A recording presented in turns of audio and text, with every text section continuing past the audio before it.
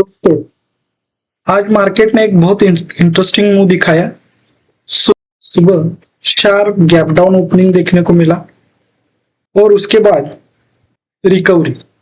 लेकिन असली सवाल यह है कि क्या ये रियल रिवर्सल था या फिर एक स्मार्ट मूव था, और सबसे इम्पोर्टेंट, क्या हम इस मूव से प्रॉफिट कमा सकते थे।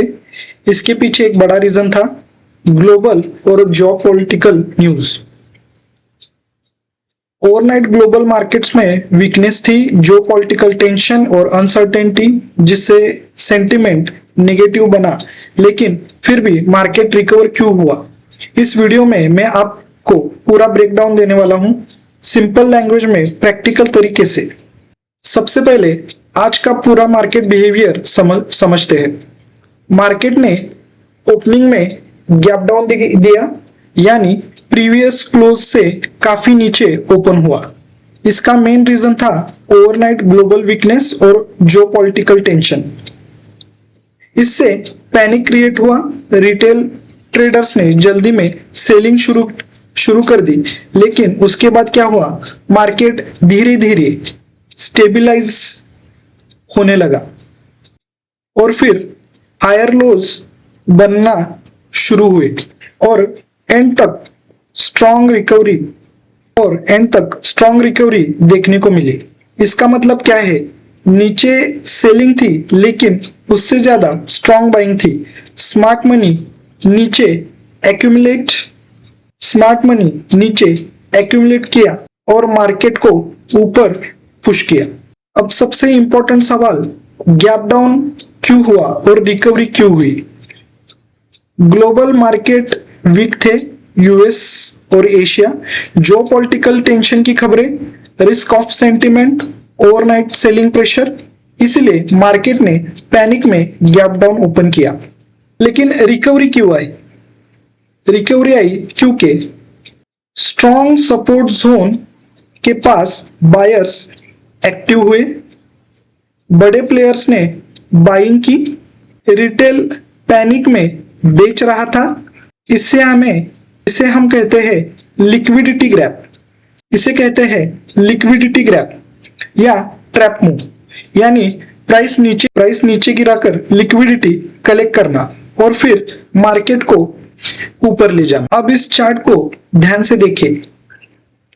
गैप डाउन के बाद मार्केट डायरेक्ट कोलैप्स नहीं हुआ, बल्कि सपोर्ट जोन के पास स्टेबलाइज हुआ। वहां से हायर हाइज,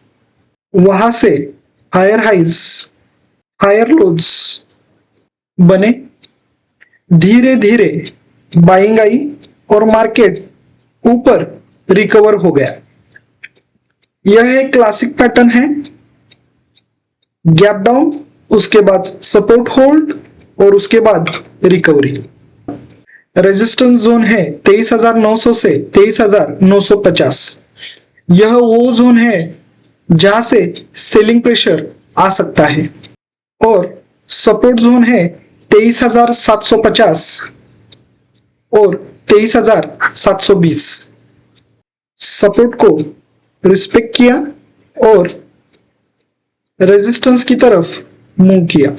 इसलिए ये लेवल्स कल के लिए बहुत क्रिटिकल है।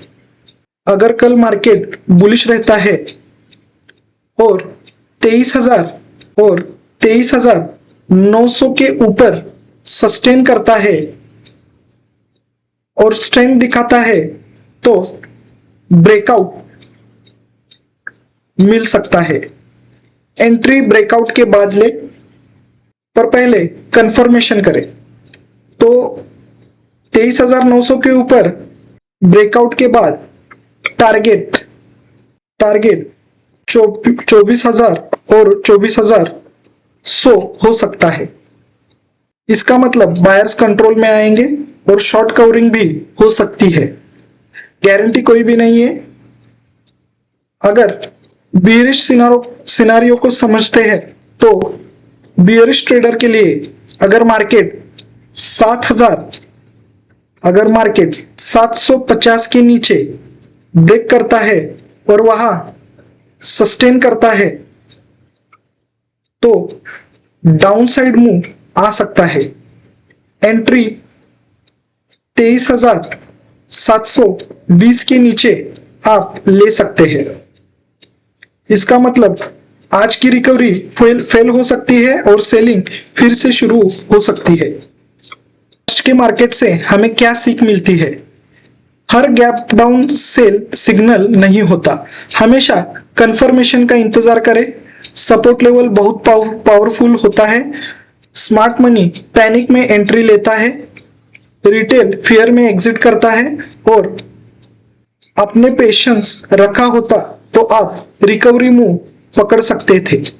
तो दोस्तों, आज हमने समझा कि गैप डाउन क्यों आया, रिकवरी क्यों हुई और कैसे स्मार्ट मनी काम करता है।